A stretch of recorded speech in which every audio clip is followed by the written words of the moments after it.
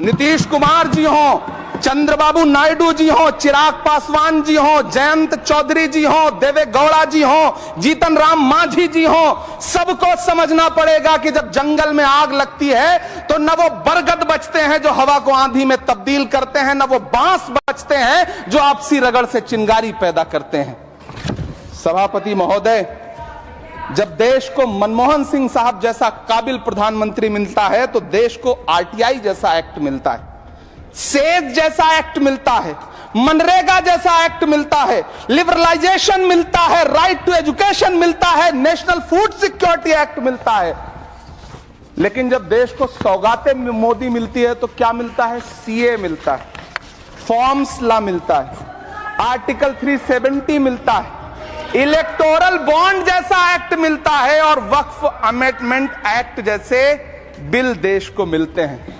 मुझे तो अपने हमवतन भाइयों से पूछना है कि आपको अपने बच्चों की तरक्की, खुशहाली और नौकरी की दरकार है या फिर मुसलमानों की दान की गई जमीनों को लूटकर धन्ना सेठों को देने की साजिश करने वाले कानून की? सभापति महोदय, यह सरकार रात के 3 बजे तक पूरे देश को जगा करके संसद में अपने ही नागरिकों को नीचा दिखाने के लिए वक्फ बिल ला रही थी, तो उधर रात के 1:30 बजे अमेरिका हम पर 26% टैरिफ लगा रहा था। सरकार की प्राथमिकताएं देश को पता। सभापति महोदय, मैं बहुत भावुक हूं आज, और मुझे अच्छा लगा कि आदरणीय नेता सदन जगत प्रकाश नड्डा जी ने बहुत अच्छी बातें भी की, मन से बातें की। क्योंकि उनके नाम में प्रकाश जुड़ा है तो मैं उनमें हमेशा एक रोशनी की किरण देखता हूं।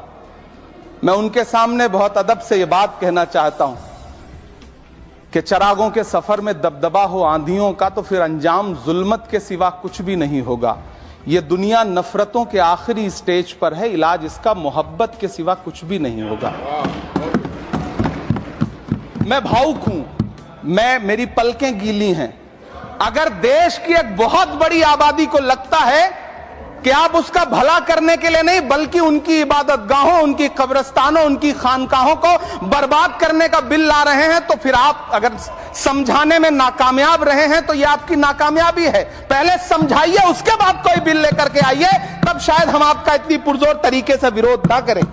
लेकिन सभापति महोदय, मैं अंत में सिर्फ इतना कहना चाहता हूं कि इस बिल में जो भी पॉइंट्स दिए गए हैं, बॉम्सी पोर्टल देख लीजिए, सरकार का झूठ आपको पकड़ में आ जाएगा।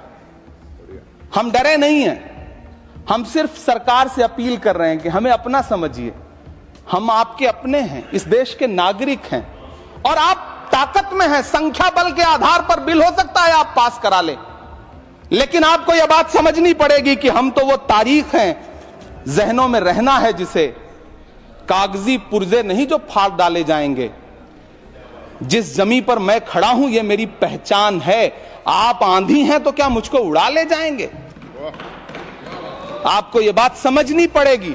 आपको अगर इतना विपक्ष की तरफ से पहले जेपीसी में इतने सारे पॉइंट्स आए और उसके बाद कल से लोकसभा में और राज्यसभा में सुझाव आप सुनने को तैयार नहीं है, लोगों की शंका को दूर करने के बारे में आप बिल्कुल सोच नहीं रहे, बस आप कह रहे हैं यह बिल उम्मीद की नई किरण है। नहीं साहब, इसे भले किरण जी लेके आए हैं लेकिन ये उम्मीद की नहीं बल्कि नाउम्मीदी की किरण है। और इस देश की एक बहुत बड़ी आबादी इस बात से खदशे में है, शक में है कि आप सीधे उनकी जमीनों को लूट करके धन्ना सेठों को बेचना चाहते हैं। मेरी अब भी आपसे अपील है कि इस बिल को वापस लीजिए। यह बिल कहीं से आपके अपने नागरिकों के लिए अच्छा नहीं है। यह बिल सिर्फ इस देश के मुसलमानों को नीचा दिखाने का और अपने एक ऐसे मतदाता वर्ग को खुश करने का बिल है जिनको इस बिल के पास हो जाने से कुछ मिलेगा भी नहीं, लेकिन आप एक नैरेटिव देना चाहते हैं, एक मैसेज देना चाहते हैं।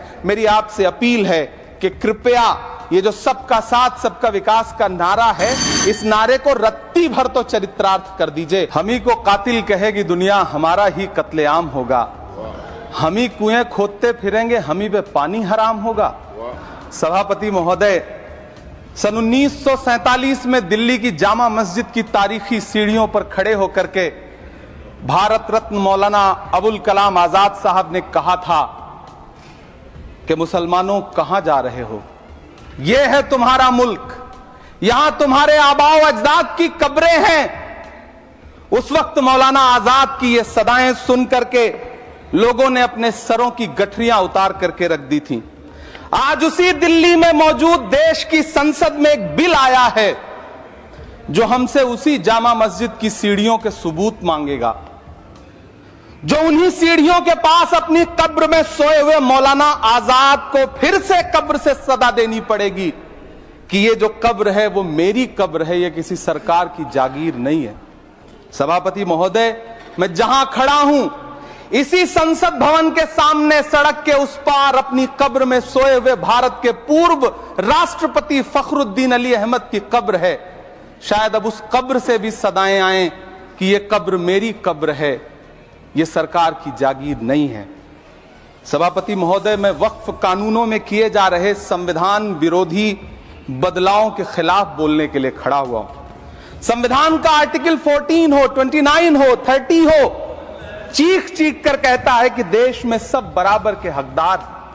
आर्टिकल 26 कहता है कि सबको अपने अपने मजहबी कामों के लिए मंदिर, मस्जिद, गिरजाघर, गुरुद्वारों का निर्माण करने का हक है और उसका रखरखाव का भी हक है।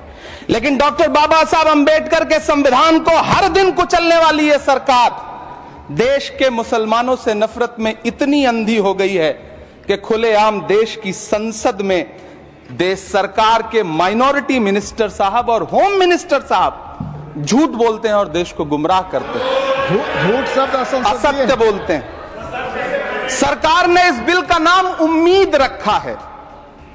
मंत्री जी कल से इसे देश के मुसलमानों के लिए नई उम्मीद बता रहे हैं। नहीं मंत्री जी, न तो यह बिल मुसलमानों के लिए नई उम्मीद है और न ही उम्मीद की नई किरण। सभापति महोदय, भाजपा ने पूरे देश में वक्फ के नाम पर कई सारे झूठ फैलाए हैं। आइए आज उनकी सच्चाई पर बात करते हैं। वक्फ ट्रिब्यूनल को ऐसे बताया जाता है जैसे वक्फ ट्रिब्यूनल कोई मजहबी खाप पंचायत हो। सभापति महोदय, जबकि सच्चाई यह है कि वक्फ ट्रिब्यूनल भी तो सरकारी न्यायिक विभाग है जिसमें सरकार द्वारा नियुक्त जज होते हैं, जिसमें प्रशासनिक अधिकारी होते हैं, कहीं ऊपर से थोड़ी आ गए। सभापति महोदय, देश के गृह मंत्री जी ने इसी सदन में कहा कि वक्फ ट्रिब्यूनल के फैसले के खिलाफ कोई कोर्ट नहीं जा सकता, जबकि सच यह है कि वक्फ एक्ट 1995 की धारा 83(9) के तहत हाई कोर्ट वक्फ ट्रिब्यूनल के फैसले की न सिर्फ समीक्षा कर सकता है बल्कि उसे बदल भी सकता है। सच तो यह है कि वक्फ बोर्ड खुद अपनी जमीनों के लिए कई सारी कोर्ट में मुकदमे लड़ रहा है।